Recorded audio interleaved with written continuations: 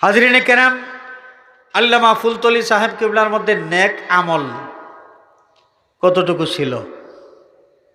নেক আমল কতটুকু ছিল? অনেক মানুষ, সমালোচক যারা বিভিন্ন ইস্যু নিয়ে সাহেব কিবলার সমালোচনা করতে তাদের খুব বেশি মজা লাগতো। কত মিথ্যার আশ্রয় নিয়ে তারা সমালোচনা করেছে।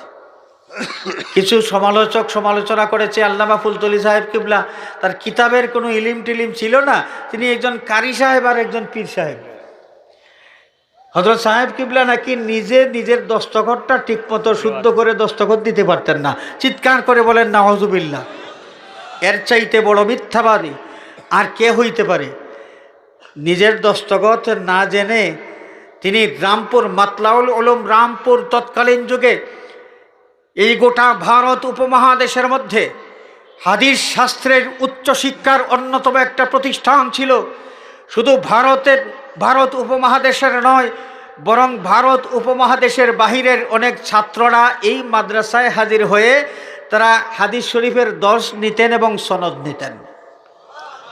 দুনিয়ার বিভিন্ন দেশের যে সমস্ত সহপাঠী ছিলেন, ক্লাসমেট ছিলেন, পরীক্ষা দিয়া প্রতিযোগিতামূলকভাবে তাদের মধ্যে তিনি ফার্স্ট হইতে পেরেছেন। তিনি নিজে নাকি নিজের দস্তখতটা শুদ্ধ করে দিতে পারতেন না। হাস্যকর। আমরা এই কথাগুলো শুনলে বলবো যে পাগলে কি না বলে আর ছাগলে কি না খায়। দস্তখত শুদ্ধ করে দিতে পারতেন না, হাস্যকর এই ধরনের বক্তব্য। হাজরিনে কেরাম, আল্লামা ফুলতলি সাহেব কিবলা রহমতুল্লাহ আলাইহির মধ্যে নেক আমল কতটুকু ছিল? সমালোচকরা বলে যে তিনি মসজিদে হাজির হইয়া নামাজ পড়তেন না। তাদের সমালোচনার এই একটা অংশ, তিনি মসজিদে হাজির হইয়া নামাজ পড়তেন না। সফরের হালতে একজন মুসাফির ব্যক্তি কখন কিভাবে নামাজ পড়বেন মাসআলা যাদের জানা আছে, যদি তারা মাসআলাগুলো জানতো সমালোচনা করত না। এবারে শুনেন, আমার 10 বছরের অভিজ্ঞতার কথা আমি বলি। 10 বছর আমি ফুলতলি মাদ্রাসায় খেদমতে ছিলাম, 10 বছর। আপনারা জানেন আল্লামা ফুলতলি সাহেব কিবলা রহমতুল্লাহ আলাইহি সপ্তাহের জুমাবার সিলেটে জুমার নামাজ আদায় করার পর ওইখান থেকে বাড়ির উদ্দেশ্যে রওনা করতেন। ফুলতলিতে অবস্থান করতেন সপ্তাহের 2 দিন।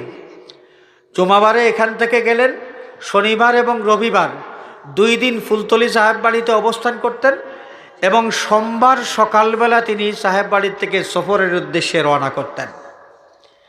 10টা বছর আমি দেখেছি। 1 বছরে 52 সপ্তাহ যদি হয় তাহলে 10 বছরে কত সপ্তাহ? 52 সপ্তাহ, 520 সপ্তাহ। 520 সপ্তাহ। 520 সপ্তাহকে যদি আমরা 2 দিয়া গুণ দেই তাহলে কত হবে? কত দিন হবে? 2 দিন করে আমি পাইতাম প্রতি সপ্তাহে। 1040 1044 দিন আমি সাহেব বাড়িতে হযরত সাহেব কিবলাকে দেখেছি। 1044 দিন। 1044 দিনের মধ্যে প্রতিদিন কয় ওয়াক্তের আজান হইতো মসজিদে? 5 ওয়াক্ত। এই 1040 দিনের মধ্যে এই প্রতিদিন 5 ওয়াক্ত, একদম ফজরের নামাজ সহ প্রতিদিন 5 ওয়াক্ত হযরত সাহেব কিবলাকে আজানের সাথে সাথে আমি মসজিদে দেখেছি। ইমাম সাহেব কেরাত শুরু করেছেন, নামাজ শুরু হয়ে গেছে, এরপরে সাহেব কিবলা এসে নামাজে শরিক হয়েছেন। আমার 10 বছরের জীবনে একটা ওয়াক্ত আমি দেখি নাই। বড় মজার বিষয়। একদিন ক্লাস চলতেছে, আমরা মাদ্রাসায় পড়াইতেছি, হঠাৎ করে শোনা গেল আজান। আমাদের ওই মসজিদের নির্ধারিত একজন মুয়াজ্জিন ছিলেন, মুয়াজ্জিন আজান দিতেন। হঠাৎ করে আজান শুনলাম, হযরত সাহেব কিবলার কণ্ঠ, সাহেব কিবলা আজান দিতেছেন। সাহেব কিবলার আজান শোনার পর আমরা চিন্তার মধ্যে পড়ে গেলাম যে মুয়াজ্জিন সাহেব তাহলে কোথায়। দৌড়াইয়া আমরা গেলাম মসজিদে। যাওয়ার পর সাহেব কিবলা বলেন যে আজানের সময় হয়ে গেছে, আমি দেখলাম যে এখানে কেউ নাই, এই কারণে সময় হওয়ার সাথে সাথে আমি নিজেই আজান দিয়েছি। সুবহানাল্লাহ। হাজিরিনে কেরাম, 10টা বছর একটা ওয়াক্ত ইমাম সাহেব নামাজ শুরু করেছেন আর এরপরে সাহেব কিবলার নামাজে শরিক হয়েছেন, একদিনও পাই নাই। আজানের সাথে সাথে মসজিদে হাজির হয়েছেন। তাহলে যে নিন্দুকেরা বলে তিনি মসজিদে জামাতে নামাজ পড়েন না, এই লোকগুলো সত্যবাদী না মিথ্যাবাদী? এটা তো কারো শুনে আমি গল্প করতেছি না ভাই, আমার নিজের অভিজ্ঞতা থেকে আমি বলতেছি, আমার দেখা ঘটনার থেকে আমি বলতেছি। তাহলে এই যদি হয় অবস্থা, তার মধ্যে নেক আমল ছিল কি ছিল না? ছিল। হাজিরিন, তাহলে ইমানও আছে, ইমানটা তাও উঁচু পর্যায়ের ইমান। নেক আমলও আছে, আমলের হিসাব নিকাশ করা, তার আমলের কোয়ালিটি যেটা নির্ধারণ করার ক্ষমতা তো আমাদের নাই। তার ইবাদত বন্দেগী কোন কোয়ালিটির ছিল এটা হিসাব করে বের করার ক্ষমতা আমাদের নাই। তবে নেক আমল তার মধ্যে ছিল, এটা আমরা মানতে বাধ্য। তারপরে থাকলো আল আমরু বিল মারুফ, সৎ কাজের আদেশ, ভালো কাজের প্রতি মানুষকে উৎসাহ দেওয়া। হযরত সাহেব কিবলার মধ্যে এটা ছিল কি ছিল না? সারা বছর যে ওয়াজ, সারা জীবন যে ওয়াজ করেছেন, মানুষকে ওয়াজ করে শোনায়েছেন, ভালো কাজের আদেশ করেছেন, ওয়ান্নাহি আনিল মুনকার, মন্দ কাজ থেকে মানুষকে নিষেধ করেছেন। তাহলে ঈমানও আছে, নেক আমলও আছে, আল আমরু বিল মারুফ আছে, আন্নাহি আনিল মুনকারও আছে। এই 4টা বিষয় যাদের মধ্যে আছে, আল্লাহ রব্বুল আলামিনের ভাষায় এরা বিফল মানুষ নয়, এরা সফল কাম। এরা কারা? সফল কাম।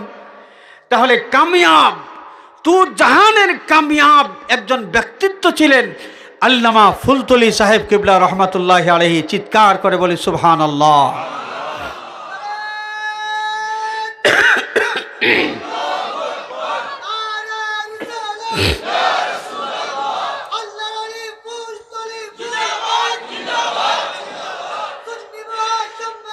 জিন্দাবাদ। হাজিরিনে কেরাম, আল্লাহর নবী সাল্লাল্লাহু আলাইহি ওয়াসাল্লাম উম্মত ইমানদার যারা, ইমানদারদের উদ্দেশ্যে একটা নির্দেশনা জারি করেছেন। সাইয়্যিদুনা হযরতে আবু সাঈদ খুদরি রাদিয়াল্লাহু তাআলা আনহু থেকে বর্ণিত হাদিস, রাসূলুল্লাহ সাল্লাল্লাহু আলাইহি ওয়াসাল্লামের ইরশাদ ফরমান, মান রাআ মিনকুম মুনকারান ফালিয়ুগাইয়িরহু বিয়াদিহি। তোমাদের মধ্যে কেউ যখন কোনো অন্যায় কাজ দেখবে, খারাপ কাজ দেখবে, তখন ক্ষমতা প্রয়োগ করে, শক্তি প্রয়োগ করে এটাকে তোমরা বারণ করবে। ওয়া ইল্লাম ইয়াস্তাতি ফাবিলিসানিহি, যদি ক্ষমতা প্রয়োগ করে সেই মন্দ কাজ আটকানো না যায়, তাহলে জবান দিয়ে প্রতিবাদ করবে।